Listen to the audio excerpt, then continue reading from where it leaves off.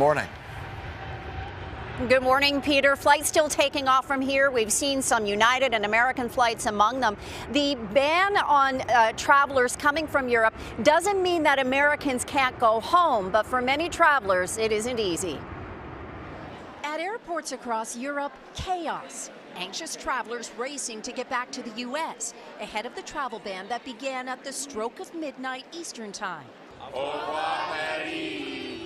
Dream vacations cut short. My sister called us frantically, she's like, you need to get out of this country right now. China Barrett and Ethan Smith spent 2 days in limbo and an extra $1,000, but are finally heading home to San Francisco.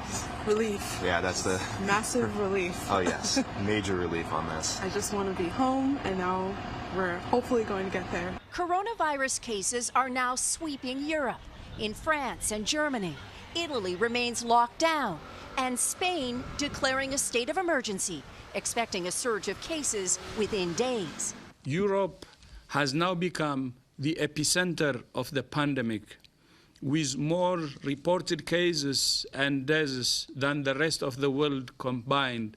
The U.S. ban affecting European citizens from 26 countries and likely to expand to include the U.K., with cases here nearly quadrupling in just one day. We are looking at it based on the new numbers that are coming out, and we may have to include them in the list of countries that we will, you could say, ban. Health officials question whether a ban on air travel will do much to curb what is already a global pandemic. Everywhere, mass gatherings like sports events and religious services are being canceled. Even the Olympic torch ceremony in Greece didn't allow spectators. For travelers like China and Ethan, they aren't sure what's ahead when they reach home. Oh, I'm ready to go home. Yeah. So ready to go home.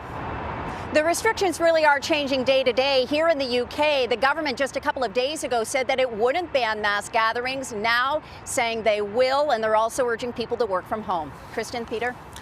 And Janice, you live in China. You were there at the epicenter covering this crisis when it began. It seems like they're finally coming out from under it right now.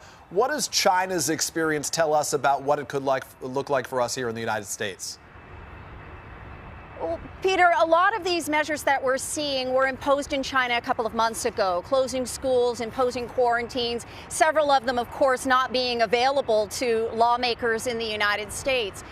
But we have seen the number of new cases every day drop to single digits. As well, my son had his first play date at another kid's house in the last 2 months. So there are signs of improvement for people who've been living with these restrictions. So experts are saying no matter how drastic or extreme or shocking they feel, they really are necessary to protect your families. Peter, Kristen? Yeah, Americans already looking to come out the other side of this thing. It's going to be a little while here. Janice Mackey-Frere, we thank you very much. That is for sure. Health officials say coronavirus will get worse before it starts to get better. Take a look at the numbers so far. 2 weeks ago, on February 29th, coronavirus was in 9 states with 63 cases and no reported deaths. 1 week later, that jumped to 29 states with 336 cases and 17 deaths. And this morning, every state but West Virginia now has reported cases. For more on that, as well as this roller coaster week we witnessed on Wall Street, we're going to talk to NBC's senior business correspondent,